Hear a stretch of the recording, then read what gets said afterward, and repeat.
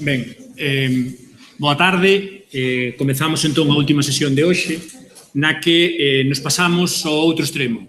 Despois da sesión mediática, na que tuvemos os deportistas de élite, ímonos a un lugar moito máis afastado e discreto, non? O lugar do deporte tradicional, ou o deporte de base tradicional. Queríamos investigar ou debater sobre cal é o papel que o deporte tradicional pode xogar na promoción do galego e facíamolo, de feito, nas reunións previas debatemos bastante sobre isto, sabendo que é unha denominación complicada de delimitar. Primeiro, porque non está moi claro, cando falamos de deporte tradicional, onde empeza o tradicional. Despois veremos, por exemplo, cando falemos do caso das traiñeiras, é discutible até que punto hoxe se pode falar da competición das traiñeiras, unha competición na que se compiten, digamos, entre distintas comunidades do Estado español. É, bueno, discutible, polo menos, eso pode ser deporte tradicional, e incluso é discutible onde comeza a fronteira que delimita o que é xogo e o que é deporte. Ben, entón, interesábanos tamén, para investigar un pouco, para debater un pouco sobre este terreo que se nos facía un pouco pantanoso, traer representantes de entidades que, digamos, que nos puidesen poñer en riba da mesa o diverso que é o mundo do deporte de base tradicional. E así, os representantes dos tres clubes ou das tres entidades que están na mesa ao meu lado veñen, digamos, e representan situacións moi diferentes entre elas. Por un lado temos as traiñeiras, que temos a Manuela Places, que é vocal do Clube de Remo de Cabo de Cruz. Como dicía, as traiñeiras é unha disciplina que, agora falando con ela, sen estar totalmente profesionalizada, teñen unhas exixencias case de deportistas profesionais, porque compiten contra outros equipos que si son profesionais. Por outro lado, temos un representante dunha disciplina que aínda está en proceso de constitución, en proceso de recuperación e constitución. Diso vai nos falar Moisés, presidente, quero recordar, do Clube de Loita Tradicional Galega a Cambadela. E, por outro lado, queremos tamén traer o mundo do xogo tradicional. É difícil decir ou delimitar onde comeza, como decía un minuto, onde comeza o deporte e acaba o xogo, e para falar de todo ese mundo e do papel que pode xogar ese ámbito xogo-deporte na reivindicación e na promoción do galego, temos a Mario da Asociación de Xogo Tradicional de Compostela.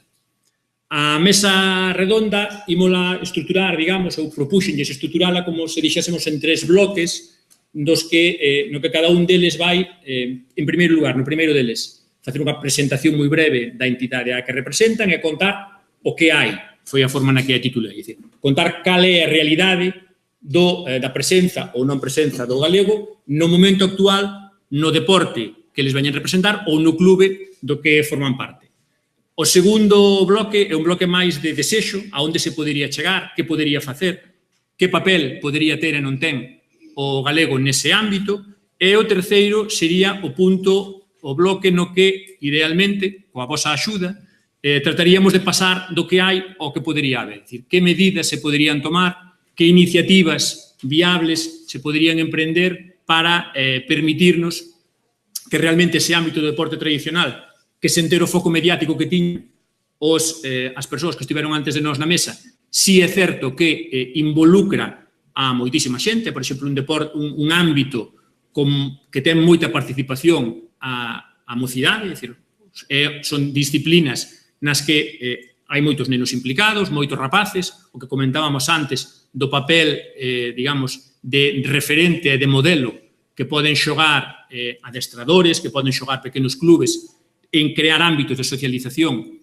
nos que o galego sexa a lingua por defecto, por chamarlle así, pois queremos, como vos decía, na parte final, intentar un pouco, ca vosa axuda, ser capaces de propoñer algunha medida concreta.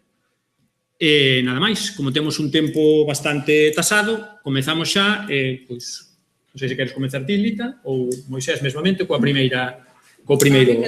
Ben, pois entón, comeza Lita explicando un pouco a súa experiencia no Clube de Remo de Cabo de Cruz. Bueno, boas tardes a todos. Boas tardes a todos. Para comezar un pouquiño, faremos 4 apuntes sobre o que foi a historia do club e como se creou. Creouse pois, en novembro do ano 1979. Foi un grupo de mariñeiros, basicamente do pobo, que levaban xa anos competindo en racús e bucetas, que son os barcos que daquela se dedicaban a pescar pola ría, e facían competicións nos meses de verán contra outros mariñeiros de povos veciños durante as festas. A raíz de toda esa rivalidade e, según din algúns dos nosos vellos, tamén por un pouco de envexa, porque os veciños de Rianxo xa tiñan unha traíña e competían nela, foi cando decidiron crear o Club de Remo e empezar a competir pois xa a nivel regulado, chamémolle así. Daquela, o club empezou moi pouco a pouco, era todo moito de andar pola casa, non había ningún tipo de medio e pouco a pouco, pois, bueno, conseguíronse máis remeiros, conseguiuse máis material. O club foi medrando tanto a nivel de infraestructuras como a nivel de deportistas. E a día de hoxe, pois, estamos competindo en todas as modalidades de remo de banco fixo, que sería batel, traiñeiriña e traíña. Batel e traiñeiriña para os deportistas máis xóvenes e a traiñeira xa para xuvenil e sénior, sobre todo sénior. A nivel deportivo, temos que incidir no tema de que o club, dende sempre, leva fomentando e nutríndose do que é a base, é dicir, dos remeiros que empezan no clube e van medrando no clube e ao final chegan a competir en traiñeira, que é a máxima meta a que poden aspirar. E, por outro lado, tamén temos que incidir moitísimo no que é a nosa promoción do deporte feminino. O remo, dende sempre, foi un deporte masculino. E en Cabo de Cruz, pois, había nenas, e xa non tan nenas, que querían remar. Entón, pois, bueno, os directivos que había naquele momento, pois, se implicaron, o pobo tamén se implicou, e, ao final, a día de hoxe, temos rapazas que están competindo en todas as categorías tamén. Fomos un dos clubes pioneiros en promover o deporte feminino do remo. A nivel do uso do galego, que é por o que estamos hoxe aquí, no momento da creación do clube, todo o que é documentación do clube, todo o que é as actas dos primeiros anos, todo o que foi escritos, comunicacións coa administración, coa propia Federación de Remo, todo se facía en castelán. Sin embargo, os directivos, os remeiros, todo o mundo falaba galego. Pero o que era a comunicación escrita, non. En primeiro lugar, pois porque daquela non estaba tan normalizado o uso do galego, e en segundo lugar, porque os propios directivos falaban o galego, pero non eran quen de escribilo. Co cal, pois, era bastante difícil comunicarse con outra lingua que non fora o castelán. A partir de aproximadamente os anos 90, empezou a entrar xente nova na directiva e as cousas xa foron cambiando e así, e entón o que foi as comunicacións coas administracións xa se normalizaron o galego. Despois, pois tamén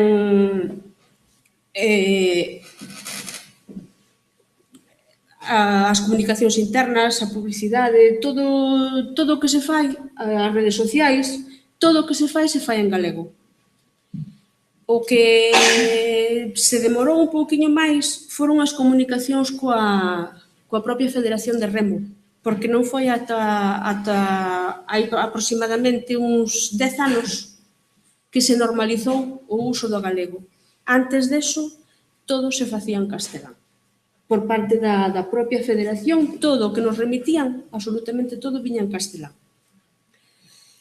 Entón, pois, bueno, agora mesmo xa temos os nosos propios estatutos en galego, porque desde que tuvemos no ano 2012 que adaptalos á nova lei do deporte, evidentemente xa os fixemos en galego, e a ver, para nós dentro da nosa creación nunca o galego foi un problema á hora de falalo. Xa digo, ao principio, á hora de escribilo, sí, pero á hora de falalo, non. De feito, polo club pasaron diversos rapaces que eran castelán falantes e co contacto diario tanto cos adestradores, cos directivos, cos outros rapaces que estaban adestrando, acabaron falando galego e siguen falando galego. Tamén teño que dicir que para nós un fito moi importante no que foi a difusión do galego foi a nosa participación na Liga ACT de traiñeiras. No ano 2003, diversos clubes vascos, cántabros e galegos, co apoio das distintas administracións autonómicas, crearon a Liga ACT e se tomou a decisión de que todas as comunicacións serían nos 3 idiomas cooficiais, no castelán, no vasco e no galego. E iso para nós, pois, bueno, foi moi importante porque que xente do País Vasco, porque a Liga ten a sede no País Vasco, os administradores son, na maioría, vascos, que se preocupe por ter toda a información que sae dali nos 3 idiomas, para nós foi moi importante.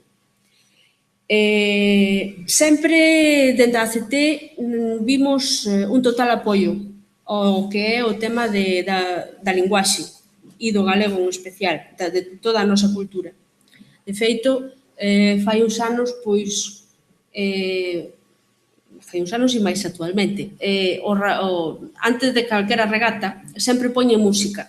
E fai uns anos, pois, os nosos remeiros lle protestaron así como medio en broma e lle dixeron: sí, vos poñedes moita música, pero de grupos galegos nunca oio ningún, Bueno, pois tomaron boa nota. E a semana seguinte escoitamos aos Heredeiros na Cruz no País Vasco interpretando de Galicia para o estranxeiro. Entón, pois, bueno, anécdotas así hai moitas, pero bueno, só un puntiño máis.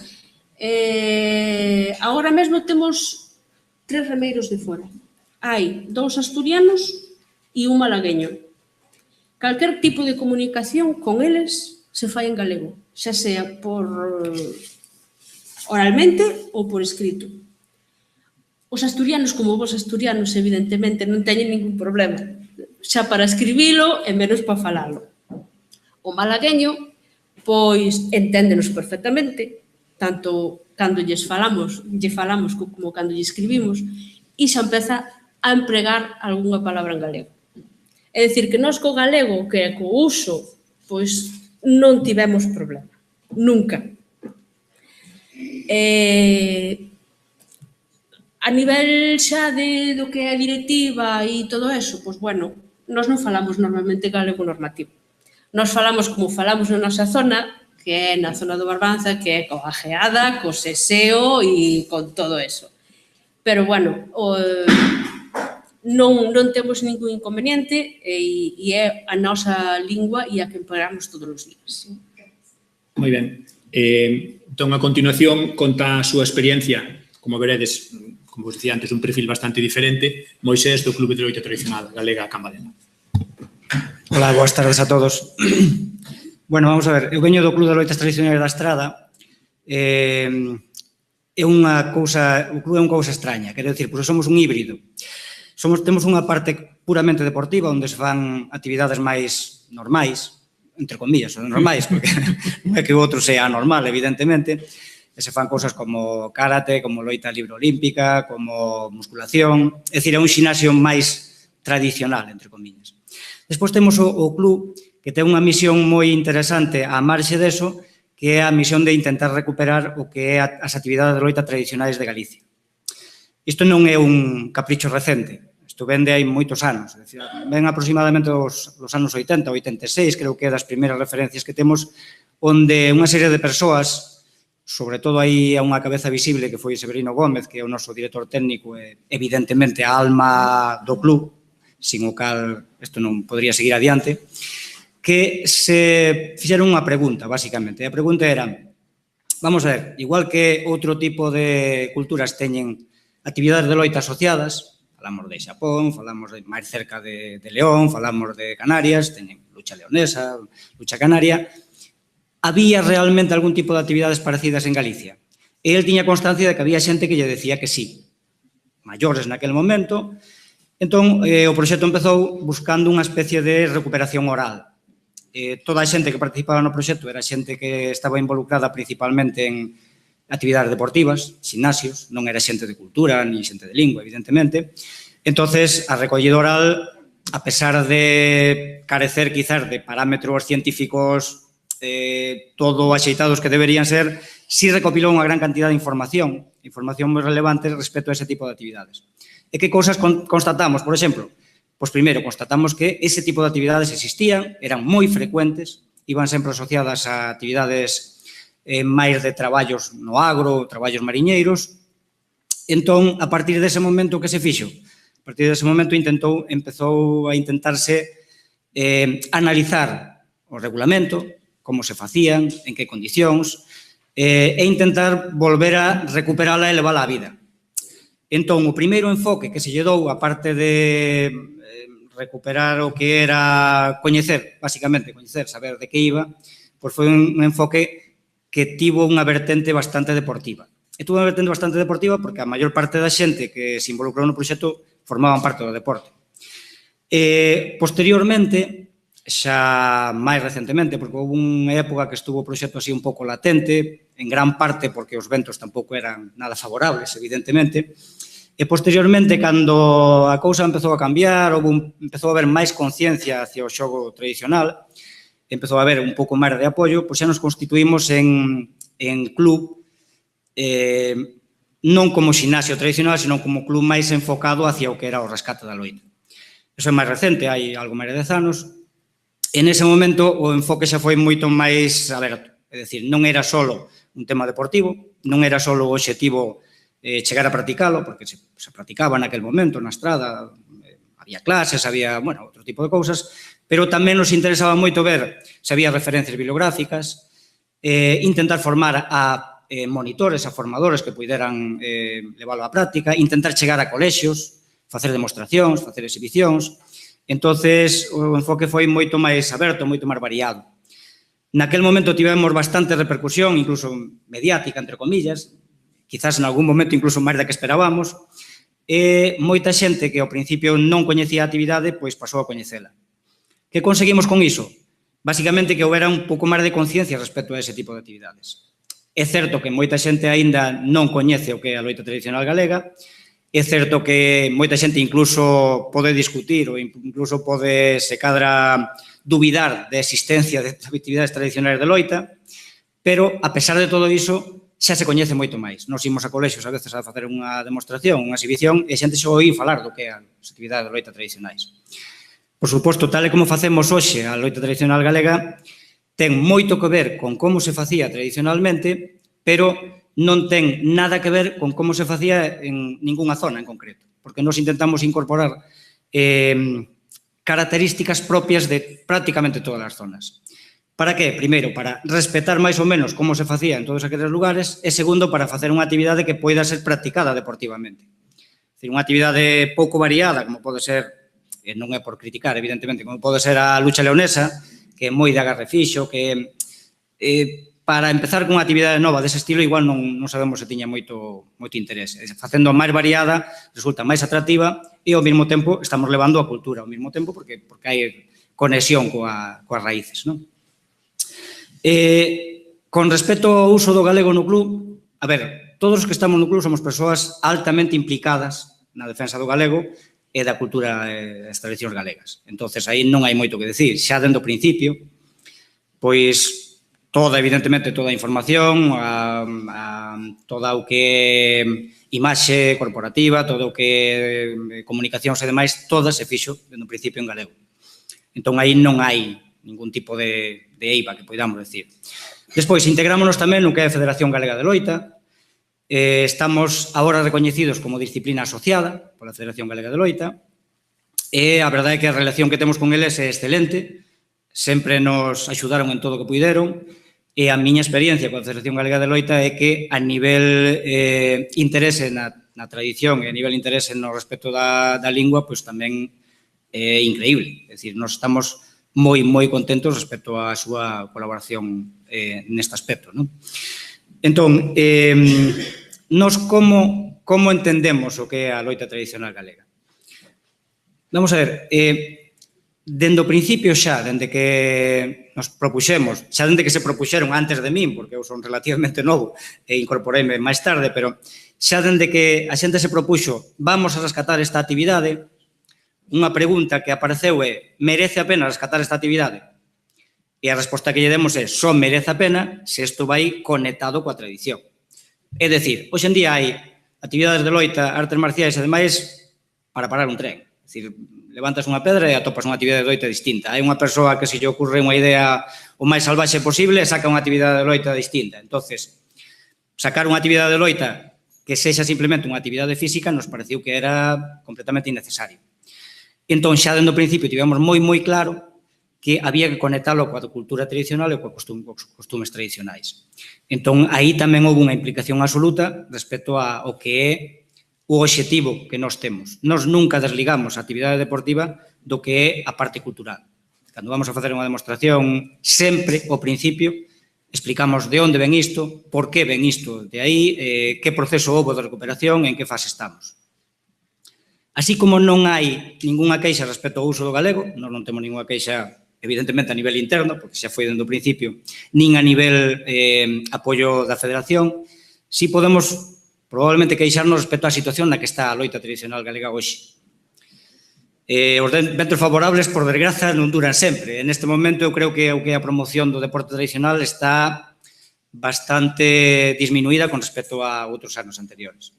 Hai moito menos apoio institucional, hai menos, non estamos falando de cartos, despois falaremos do tema probablemente máis en profundidade, hai como moito menos interese en manter ese tipo de actividades. Hai moito menos interese en organizar encontros, hai moito menos financiación, evidentemente, para ese tipo de cousas, entón, a loita tamén sufre ese tipo de recortes, entre comillas.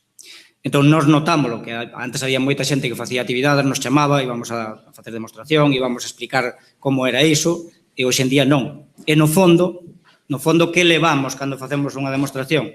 Levamos a cultura, levamos a tradición. Entonces, tamén é unha oportunidade que se está perdendo de promocionar o que é noso. Para nós, sempre, deporte vai asociado á cultura. Nós non o vemos separado en ningún momento. Entón, bueno, eu creo que despois podemos, se queres, profundizar un poquinho máis no tema, pero así como introducción, parece que queda... Ben, entón deixámoslle agora a palabra a Mario para que nos dea un pouco a primeira perspectiva do ámbito do xogo tradicional, do deporte tradicional, desde a Asociación de Xogos Tradicionais de Compostela. Bueno, boas tardes. Falar de xogos tradicionales para min é poñerme casi un pouco nervioso, porque é unha cousa que utilizábamos cando éramos nos nenos, cando eu era neno, non vos, lógicamente. Era co que nos distraíamos, co que nos divertíamos, co que pasábamos as horas libres, éramos amigos, xuntábamos unha serie de rapaces e facíamos puñados nas aldeas, en calquera aldea, para poder xogar. Había unión de nenos e nenas. Estaban arroupados sempre os xogos tradicionales. Nós montamos a asociación, parte xa do ano 92, co Open de Chave Cidade de Santiago.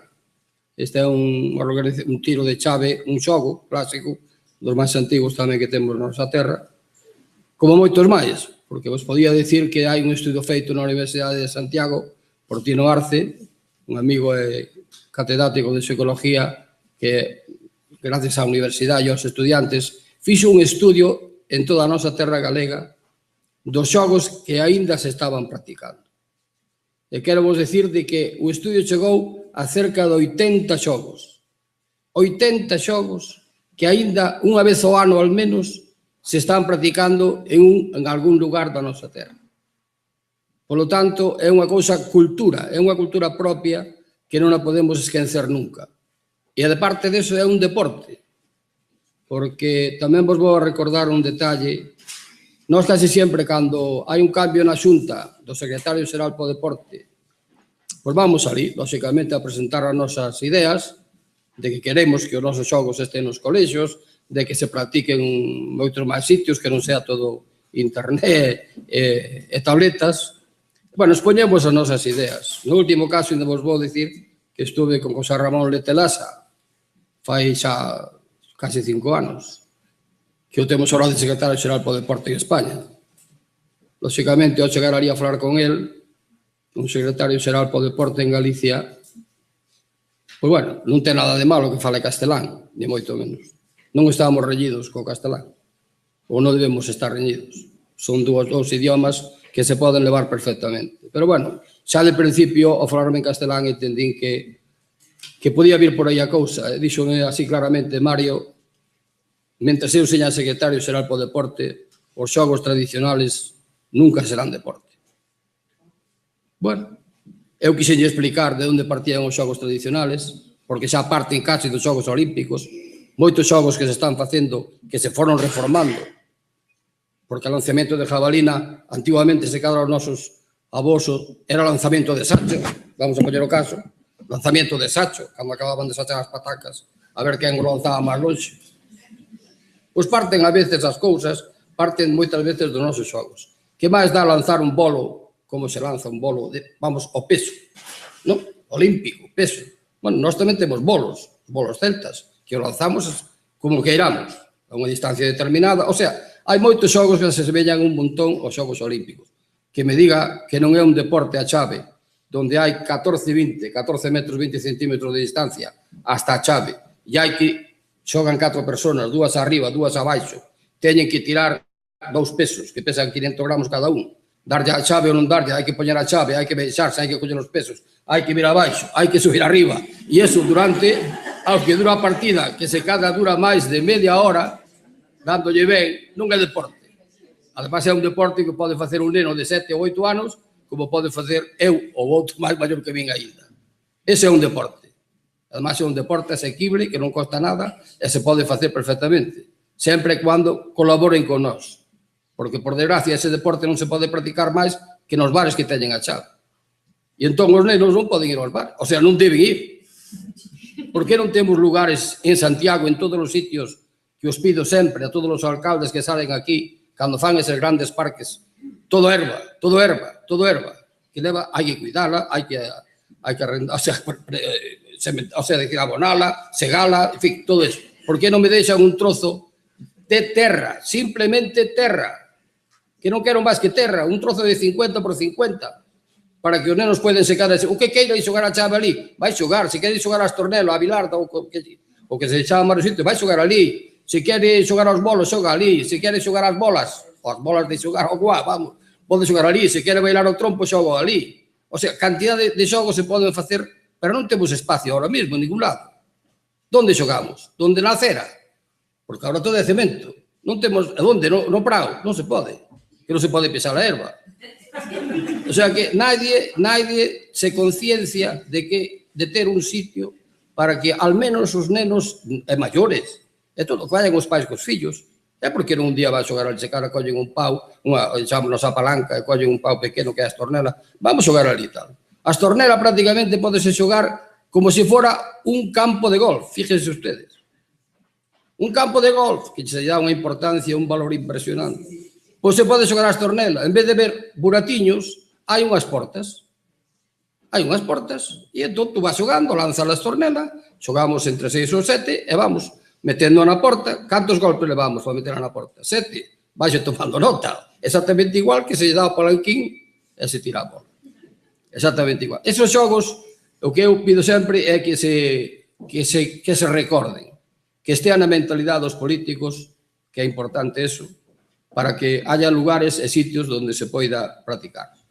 E, bueno, nós empezamos pouco a pouco, levamos xa prácticamente legalizados desde o ano 2008, xa con registrados na Xunta de Galicia, no Concello de Santiago, porque a ver se nos daban algo, pero, bueno, pouco nos dan. Realmente non nos dan nada, pero, bueno, hai que registrarse para que un momento determinado faz un contrato con un concello e tens que ter un número de asociación e tens que ter todo eso. E, bueno, empezamos pois recuperando a Vilarda, a Chave, o Trompo, o Guavo, os Celtas, a Rá. Bueno, donde fixemos os xogos, en todos os sitios salen contentos os nenos. Eso segurísimo. Non hai ningún... Nenos e nenas e abuelos, igual, todos. Levamos os feitos xa en cantidad de sitios. En cantidad da Universidade de Santiago, podemos estar en Rianxo, Boiro, Muras, Boqueixón, Curtis, A Pobra, O Pino, Trazo... Bueno, estuvemos prácticamente por casi todo Galicia, menos a provincia de Ourense. A provincia de Ourense non entramos.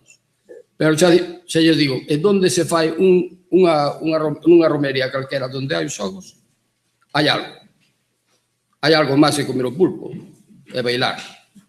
Entón, eu pido sempre que os xogos tradicionales e, ademais, que se consideren como deporte.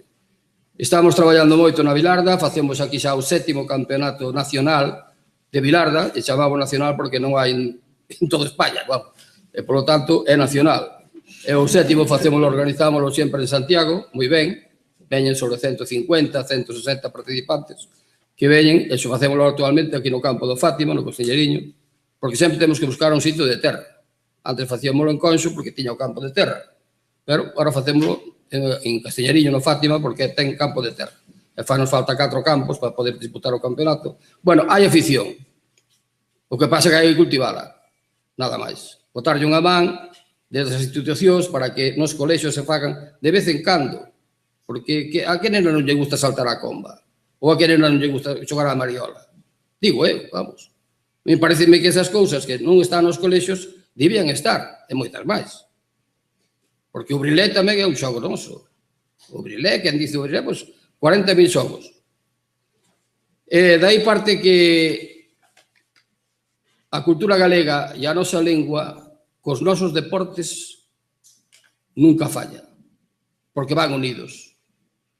Van unidos. O sea, se ti estás xogando un xogo tradicional galego, prácticamente xa che ven a lengua galega, sáleche da boca. Non nos vamos a obrigar a nadie. Casi, ao recordar ese xogo, xa calquera, aquela que estea ao noso lado, prácticamente está pensando que é un acompañamento daquele xogo. Por lo tanto, os xogos tradicionales sempre son cultura. Cultura e, ademais, acompañamento para que o noso idioma non siga adiante. Tanto como falou os da Mariña, os da Mariña, nós temos 4 patas fundamentales en Galicia que non as podemos perder nunca, que son os mariñeiros, os xogos tradicionales, a nosa lengua e as nosas aldeas, que, por certo, están abandonando. Esa é a tradición nosa e iso debemos respetarlo porque esa é a cuna do galego. Esa é a cuna do galego, onde aínda máis se practica e onde máis se fala entre nós. E de principio, xa veremos.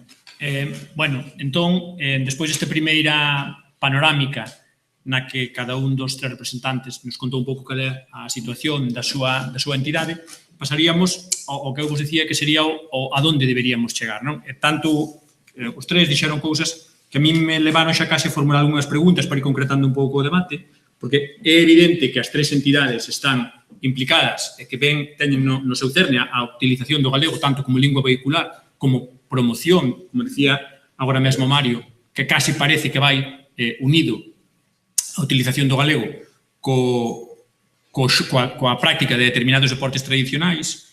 Está ben que o vexan así as organizacións, pero queríamos preguntar se vos credes que os participantes tamén o ven así, é dicir, se a xente que vai a loita tradicional, vos, por exemplo, que estades nun clube no que, digamos, tedes, supoño que nenos ou adolescentes que van a taekwondo, nenos que van a loita tradicional ou que se interesan pola loita tradicional, se vos pensades, os 3, que nos casos da xente que practica os deportes tradicionais, como que xa está interiorizado que a lingua forma parte dese pack, digamos, de xogo tradicional, deporte tradicional, cultura tradicional. Se queres mesmo, si, se queres. A ver, no noso caso, hai que pensar onde estamos na estrada. Quero dicir, a Estrada é un concello moi rural. A parte do que é a zona urbana, é un dos concellos máis extensos probablemente de España, que ten moita zona rural. Entón, nós recibimos moito alumnado da zona rural. Entón, a maior parte dos participantes realmente usan o galego. Entón, nese aspecto, eu penso que en gran parte somos privilexiados. Entón, probablemente ocorre o contrario que ocorre noutros lados, que o feito de que estean nun contorno onde moita xente fala galego fai probablemente que outra xente que fala castelán non se cadra que se pasa o galego, pero por lo menos que non teña unha visión negativa hacia as persoas e hacia o uso do galego. Entón, eu creo que nese aspecto igual somos un poquinho privilexiados, porque a zona na que estamos e o tipo de alumnado que recollemos potencia o uso do galego. Entón, despois, cando vamos a demostracións, cando vamos a exhibicións, pois hai de todo, evidentemente. É dicir, nós hai nenos, porque nós normalmente as demostracións as facemos moi enfocadas hacia nenos e nenas, evidentemente. Hai nenos en determinados contornos que incluso ven como algo pintoresco, que falemos galego e demais, e despois hai outros contornos, evidentemente, onde hai nenos que o sinten e que o viven. Eu non sei se a moi corto plazo é tan importante. Quero decir, nós cando imos, a vos se cadra vos parece moito máis importante porque vos estades traballando nese tema, non? Pero nós cando imos a dar unha demostración elevamos a cultura con nós, no fondo estamos levando a cultura con nós, eu creo que, aínda que o alumnado que recibamos é un alumnado menos receptivo se cadra a lingua, que pode ocurrir en algunhas situacións, ou que normalmente non o rechazan tampouco, non? Despois de rematar a demostración, despois de rematar a exhibición, polo menos van ter probablemente unha conexión un pouco máis positiva hacia a lingua. Porque o feito de estar xogando, porque no fondo unha actividade de loita é un xogo, estar xogando, que che estean falando en galego, que che expliquen de onde ven, que o sintas, que o vivas e que o disfrutes, que o goces, que esteas ali, pois supoño que no fondo, cando menos, non salen peor do que entraron, e habitualmente suelen salir un poquinho mellor. Entón, bueno, nese aspecto estou bastante contento ao respecto. Lita, non sei como vestí. Pola nosa parte, para nós o galego cae de queixo. É o habitual, en xeral. Que despois se nos pode dar algún caso de rapaz que chega e que fala castelán. Sí, xa se nos deron, pero son moitas horas que pasan ali. Entón, ao final, esos rapaces acaban falando en galego. E moitos deles continuaron falando en galego ao chegaren adultos. Tamén é verdade que estamos detectando que estáse descubrindo, así como nos pais, como un certo desprecio, chamémoslle así, polo galego. O galego para que vale? Co galego non vamos a ninguna parte. Si esos pais inculcan eso aos rapaces, pois mal vamos. Porque os rapaces farán o que lles ensinan na casa. Entón, pois, bueno, eu creo que un pouquinho habría que educar a eses pais e enseñarles que xa dende pequenos falar dúas linguas sin ningún tipo de traballo, nin ter que estudialas, son unha ventaxa para de cara á vida adulta, porque che facilita moitísimo a vida a hora de estudiar outros idiomas e de falalos ben. Entón, pois, bueno, non sei hasta que punto habría que traballar algo máis cos pais que cos fillos. Bueno, que vos vou dicir de seguida? Este mes empeza a Liga de Chave de Santiago. E nela van a participar, por desgracia, pero ten que ser así porque non hai outro sitio, 10 locales que son bares.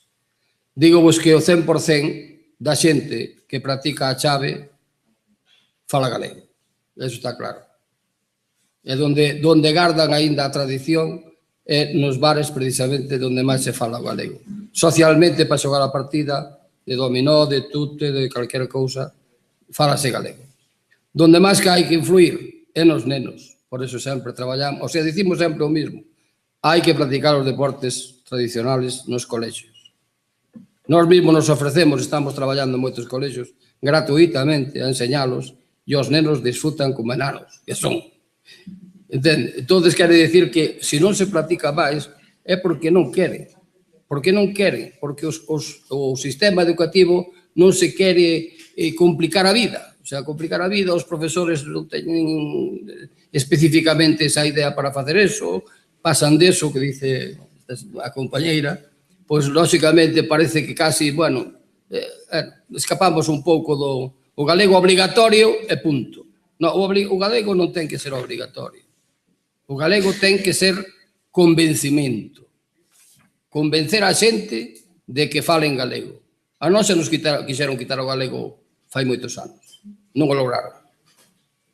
En 40 anos de ditadura que non se podía falar galego, pero o galego non desapareceu. Nin vai desaparecer.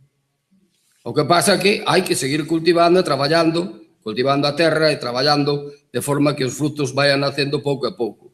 Pero non vai desaparecer. Eso na vida. A vida. Moitas gracias.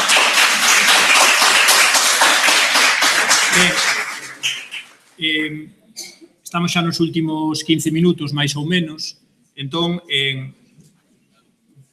aparte de que todos poidamos lanzar vos desexos, gustaríame que poidamos entrar un pouco en medidas concretas, ideas concretas, propostas concretas que vos parece que serían viables e factibles. E chamoume a atención que realmente os 2 dos 3, polo menos, Lita creo que non o fixo explícitamente, mencionastes o papel das administracións, e que en algúns casos actúan máis como rémora, case como catalizador ou promotor, non?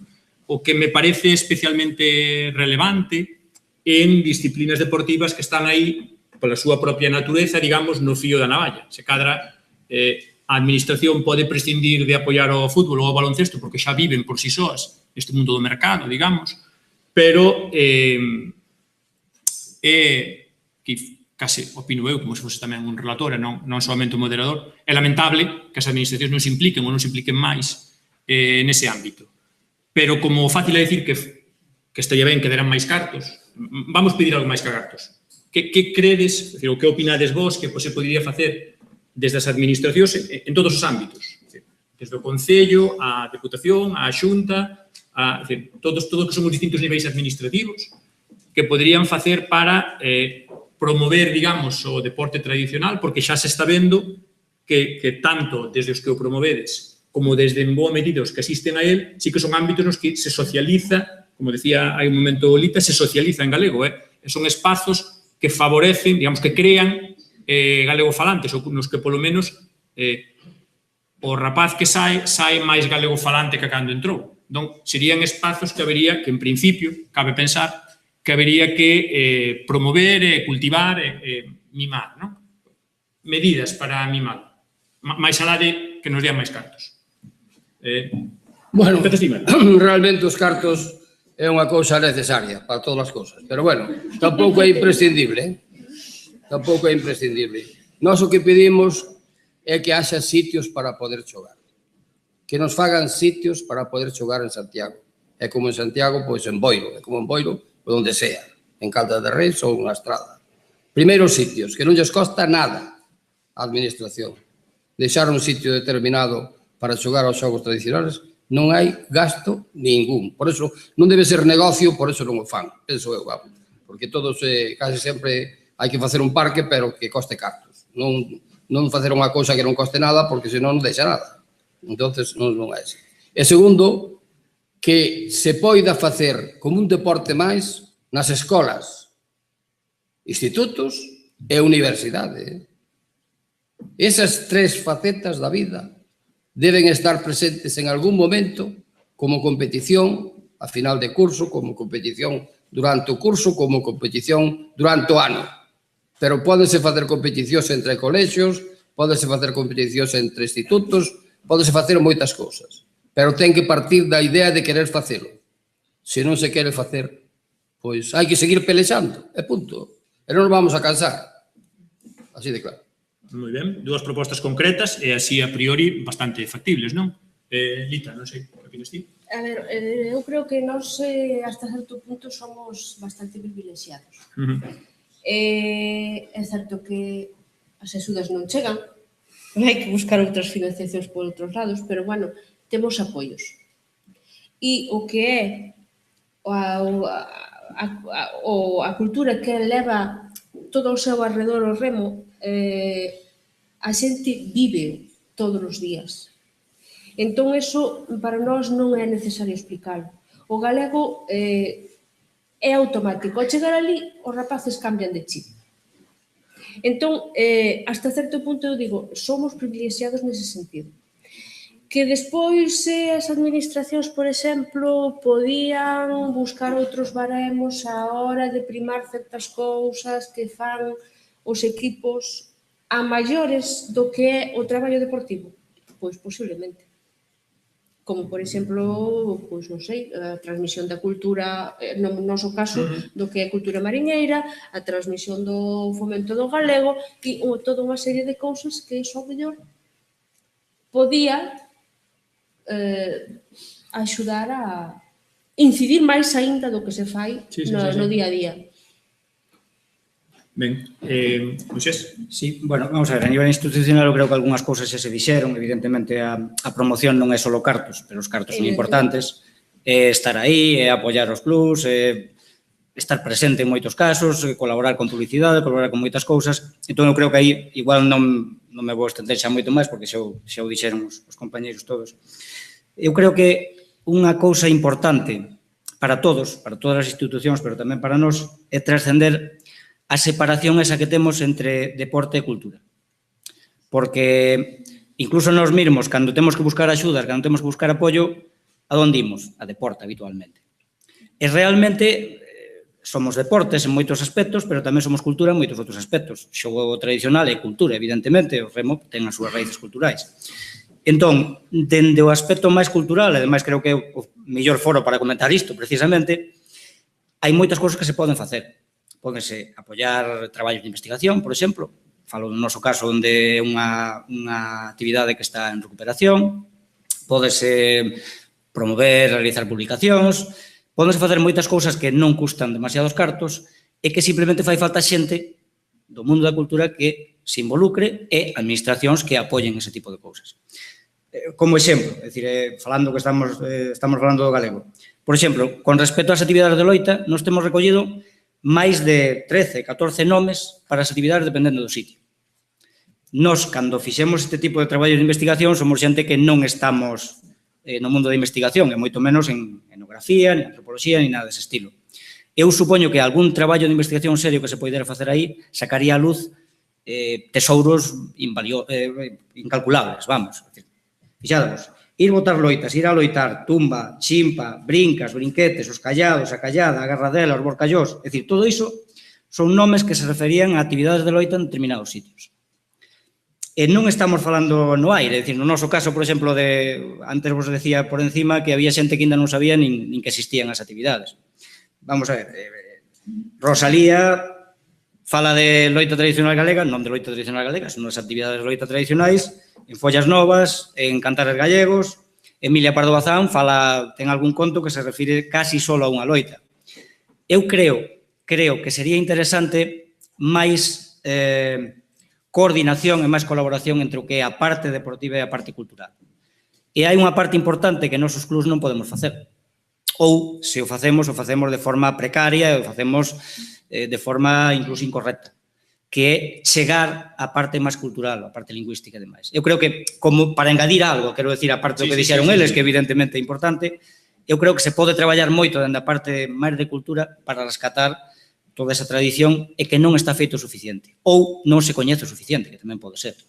Entón, de aí, facer traballo de investigación e promover a realización, por exemplo, de publicacións e demais. Entender, basicamente, o deporte como unha cultura, non como solo deporte, que é unha actividade física, evidentemente, pero ten moito máis, vai moito máis alá. Sí, moi ben. Ben, pois quédanos tempo para escoitarvos a vos, as vosas propostas, as vosas preguntas, as vosas ideas, as vosas achegas. O micrófono está esperando que alguén levante a man, alá ao fondo hai unha. Hola, boas tardes. En primeiro lugar, moitas grazas por todo o que aprendemos. Desde aquí atrás sacamos o sombreiro. tanto polas cousas lindas que dixestes como polo interesante das vosas intervencións. Só quería dicir unha cousa. Cando o bipartito chegaba ao seu punto final, presentouse arriba no Palacio de Congresos o plan estratégico de recuperación e posta en valor dos xogos e deportes tradicionais. Evidentemente, naquele momento, ninguén esperaba que cambiase o goberno. Cambiou o goberno e aquilo quedou en auga de borrallas, digamos. Evidentemente, aquel plan recollía pois moitas iniciativas para recuperar o patrimonio lúdico. Quería recordar iso nada máis. E aproveito para decir que, desde baixo o meu punto de vista, incidindo na relación entre patrimonio lúdico, que como casi lle preferimos chamar últimamente cultura, o enfoque da mesa redonda tal vez, espero que se me entenda ben, eu saco o sombreiro, pero tal vez debera ser o contrario. Xogando, facendo deporte tradicional, chegamos á lingua, e non ao revés. Quero decir con isto que arredor do xogo tradicional, arredor do patrimonio lúdico galego, convídovos a visitar a página xogostradicionais.gal, por exemplo. Arredor diso, estamos tratando de acuñar o termo diculturalidade ou diglosia cultural, que foi o que, bueno, eu estou en territorio comanche, se alguén estudou isto, por favor, que non lo diga, O que queremos facer notar, é un termo que temos que desenvolver, é que ao longo destes 40 anos, en Galicia prestouse atención casi exclusivamente á lingua. O nacionalismo, por exemplo, parte do nacionalismo adoeceu moito disto da diculturalidade, da diglosia cultural, precisamente porque se nos fixo creer que a lingua era un todo illado da cultura. E os resultados son os que sabemos todos agora mesmo, todos e todas. Vale, e unha última cuestión que quería matizar simplemente. A deportivización é un proceso interesante de recuperación do xogo tradicional, pero non único. Os xogos son xogos e tamén hai que conservalos así, tal como son, desde o noso punto de vista. Graciñas. Gracias. Moi ben, moitas grazas. Non sei se algún dos tres quere comentar algo en relación... Eu, primeiro, quería comentar que estuve ali no Pazo non Pazo Noso, que temos alá en San Lázaro. Iso aquilo foi extraordinario. Ali foi onde foi precisamente a presentación de Constantino Arce, o catedrático da Universidade, dos xogos que aínda se estaban practicando na nosa terra. Estaba o pabellón completamente cheo de xente. Era un espectáculo. Iso pasou xa fai casi 10 anos, pouco menos, non? Entón, quer decir que hai preocupación na xente da nosa terra polos xogos tradicionales. Ali se demostrou. Ali se demostrou. Ali viñeron xente de todo Galicia. De todos os sitios de Galicia apareceron xente que estaban pensando nos xogos tradicionales. Iso quere dicir de que se anima un pouco a xente e se lle dan facilidades, é o que estou pedindo eu, en cada aldea, en cada pobo, habrá sempre un sitio para xogar os xogos e habrá nenos que xoguen, e homes e vellos, pero ten que haber sitios que pensen neses xogos tradicionales. Para mí é o máis importante. E deberemos seguir traballando neso para que se conciencien de que temos que ter sitios para poder xogar. Mira, eu, con respecto ao que decía o compañeiro de que a deportivización é unha das formas de rescate, pero non é a única, eu estou completamente de acordo, pero é unha moi potente. No noso caso, por exemplo, con respecto ao loito tradicional galega, en Canarias teñen a lucha canaria e hasta apostas. E a lucha canaria leva tamén as tradicións canarias. En León, pois temos a lucha leonesa, é masiva habitualmente. E, evidentemente, nós non queremos chegar, bueno, non queremos, non é que non queiramos, é imposible que cheguemos a ese extremo, nin é a nosa pretensión. Pero o feito de mobilizar nenos nunha actividade que gusta, que atrae, eu creo que de por sí solo xa é interesante. Por suposto, non é a única e hai que traballar en moitos frentes, probablemente. Pero é un frente moi interesante que pode aportar bastantes cousas positivas ao respecto. Alguén máis quere comentar algo? Alguna pregunta? Sí, unha aquí adiante e a da na última fila hai outra. Eu tamén agradezo todo o esforzo que estades facendo e como non o estades amosando. Como vai o tema de publicidade? Sei que as traíñas levades moitísima parafernalia en canto a publicidade. A maioría delas está en castelán. A Estrella, varias marcas leiteiras. Polo que vin eu, E o resto, tanto a loita como os xogos tradicionais, non se podía tirar un pouco de rascar nas grandes empresas que hoxe en día, por sorte hai aquí, para que apoyasen estas iniciativas e desen un pouco de diñeiro. E que problemas tedes a hora de facer publicidade con marcas de elixir ou non a lingua vehicular? Gracias. A ver, nos o que é a nivel de clube, todo o que é publicidade, todo o que é comunicacións, todo, absolutamente todo vai en galego. Despois, claro, está, por exemplo, nos participamos na Liga CT. É unha liga que é a nivel de todo o Cantábrico e ten sede no País Vasco. Entón, claro, eles, as comunicacións, a web e todo eso teñen nas 3 linguas cooficiais, o vasco, o castelán e o galego. Logo, despois, eles editan todos os anos unha revista. Esa revista está tamén nos 3 idiomas.